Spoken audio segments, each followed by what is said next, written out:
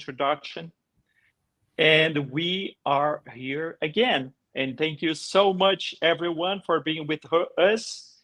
My name is Marcio Katz. For those who don't know me, I'm the Get Global's International CEO, a data privacy consulting firm with operations in the US, Europe, and Brazil. And this is our data privacy podcast. Today, I have the pleasure to be with Punit. How are you today, Punit? Hi, Marcio. I'm very happy to be with you and thank you so much for having me. Yeah, today it's going to be great. Most of the people who listen to our podcast are from the US. Actually, 70% of those people who listen to our podcast are from the United States. But as Get Global's international slogan says, data privacy nowadays is global, and it is. Today, we have the pleasure to bring one of the best specialists in the European General Data Protection Regulation. Punit has been working in many different projects all over the world, actually, not only in Europe. But Punit, I would like you to tell us a little bit about yourself, how you got involved with data privacy. Yeah, thanks for the kind introduction. I got into privacy in 2015 and early 16 when the GDPR was being framed, and I was in a bank at that moment. I happened to be searching for a program as I was a program manager then. They said, there's a program that's quite difficult, nobody knows. And I said, let's see what is it. And they said, this is data privacy because there's a policy and everything. And when I joined in, I understood it's GDPR, it's not just a policy.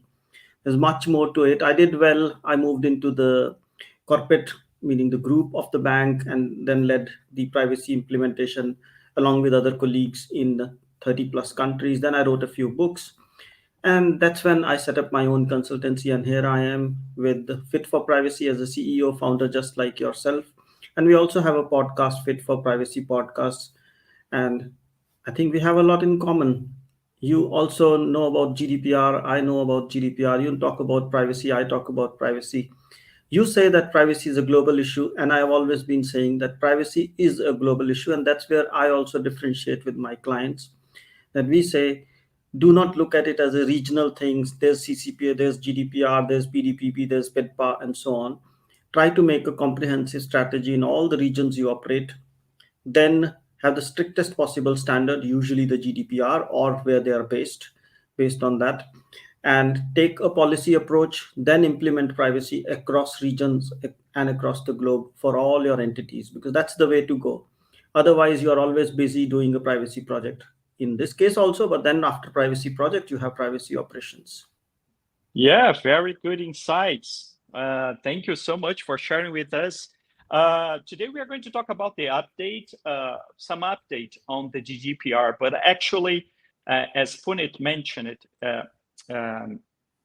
I've been working with some international data privacy project, as Punit has.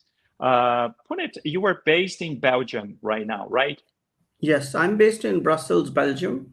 We serve clients in the US and in Europe. We can be the EU representative as people need. We can be the DPO, but more importantly, what I recommend to clients is or companies is do not think of DPO because that's a mandatory role and most companies may not need it. Think of somebody as a privacy advisor who can be on call, on premise or on need basis when you need input, but he or she knows about your stuff. He or she knows about your company, because when you have a data breach, you don't want to say how many people you have, what do you do, what kind of industry you are in, how many regions you are in. That's not the time to do that. You have 72 hours. That time somebody needs to know your history and simply say, this regulator we inform, this regulator we don't inform, or we do not inform anyone. That's the swiftness you need. So that's very important for me, that you hire people like you, people like me as privacy advisor. Of course, we can be EU representative, we can be data protection officers, we can also help people run create a privacy strategy, implement it, train their staff, or onboard their privacy professionals, coach and guide them if they want to have somebody internal. All those things you and me can do. But the important part is put privacy on the agenda. Yeah, definitely. Yeah. So as you mentioned it, both of us have this international career on data privacy. I've worked with the Brazilian government drafting the Brazilian LGPD. I'm based now in the US, working very close with data privacy professionals here in the US. I'm also an European lawyer, data privacy lawyer. So we have a lot in common.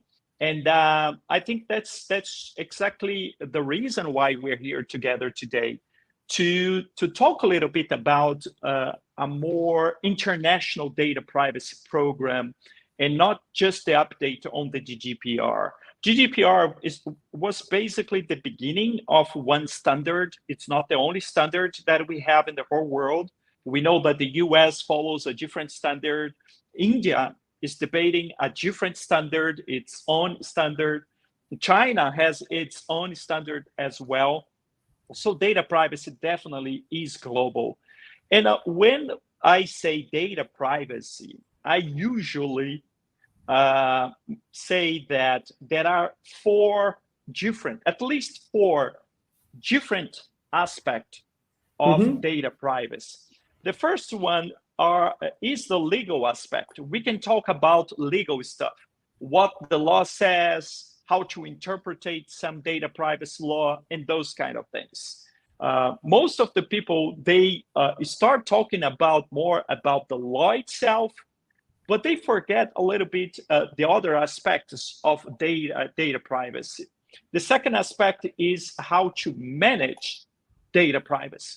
So that's why some data privacy advisors, they don't need to be lawyers to work with data privacy because there are so many things that need to be done to manage data privacy, and it doesn't have anything to do with the legal aspect of data privacy, that there is a very interesting field for professionals that come from compliance, come from information security, IT, and those kind of things.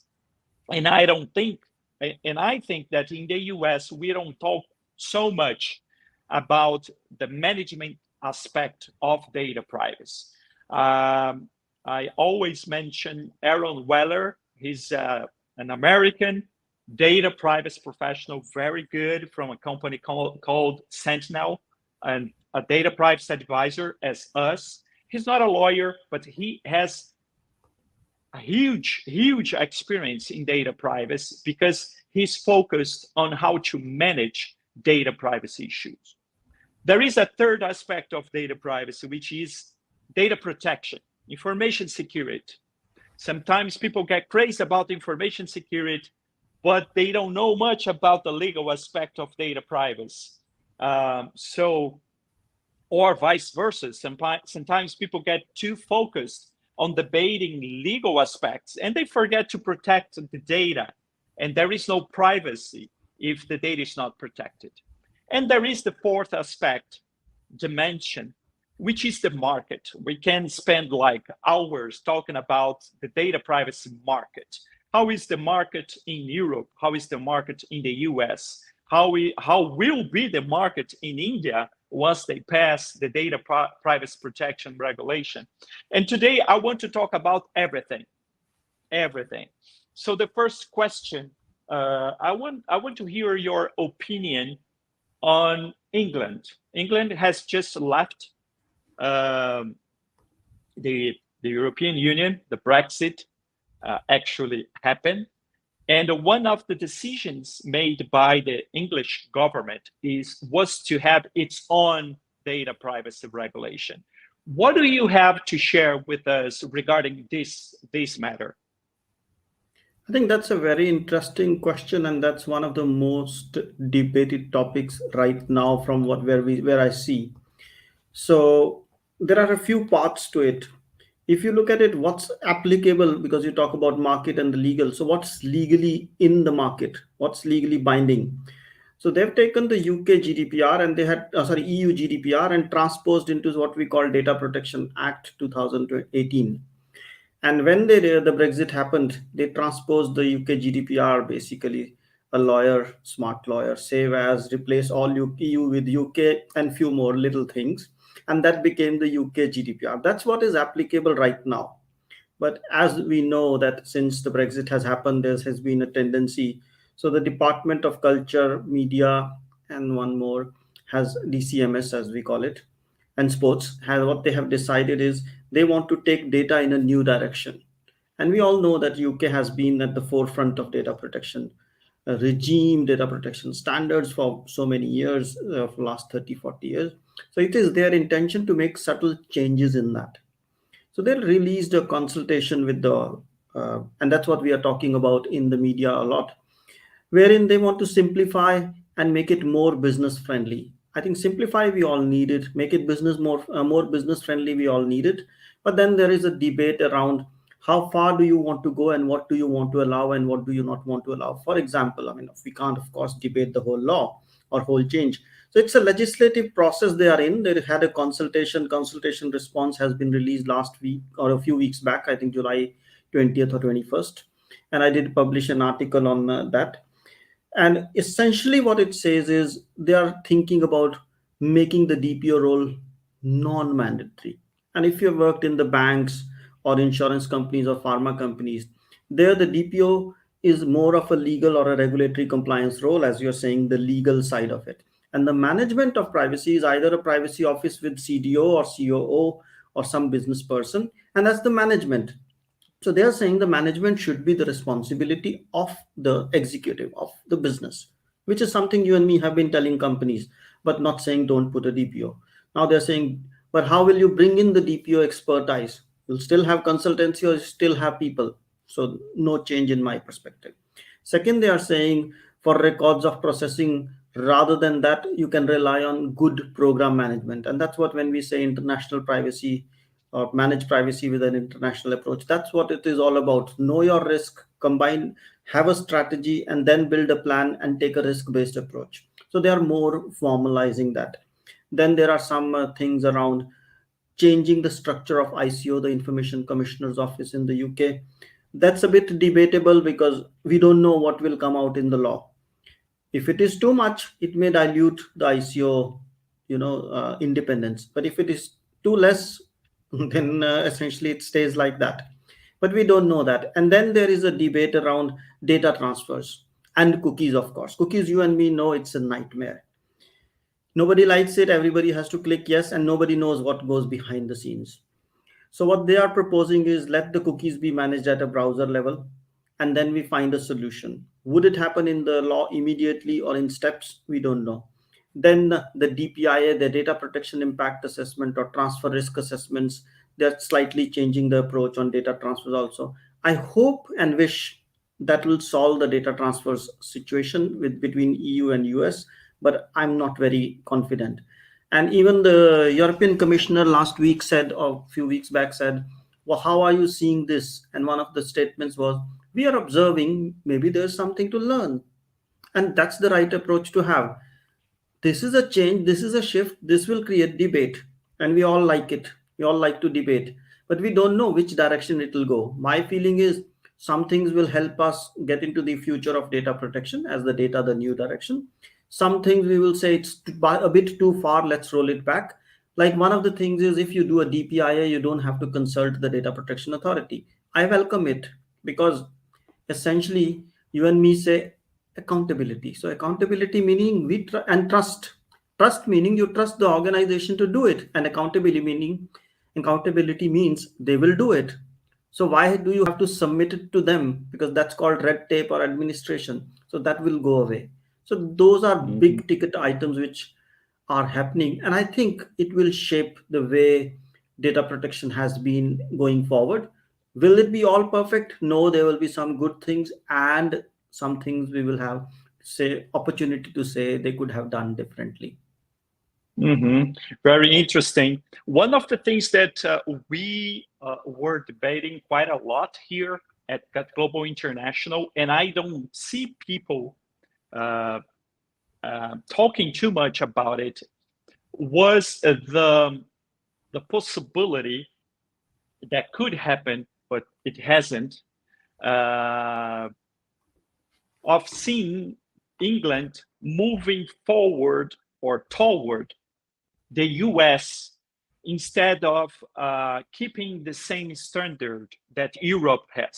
What I mean by that is when there was the Brexit, we thought that once the England legal system, it's more an US-like kind of standard in the it has a different legal system. It's common law. It's not civil law.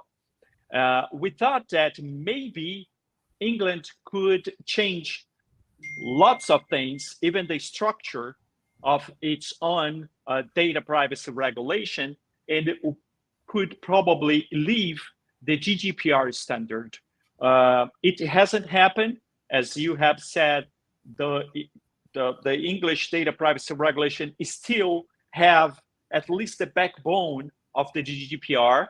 They're going to make some changes, some huge changes, but the backbone is going to be the same, like legal base, principles, and those kind of things that we don't have in the US. At least we don't have yet.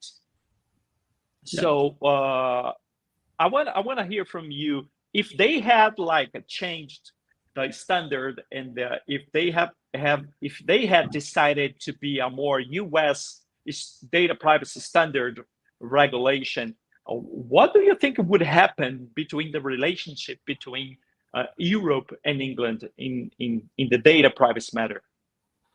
Well, in short, it would be interesting to see what happens.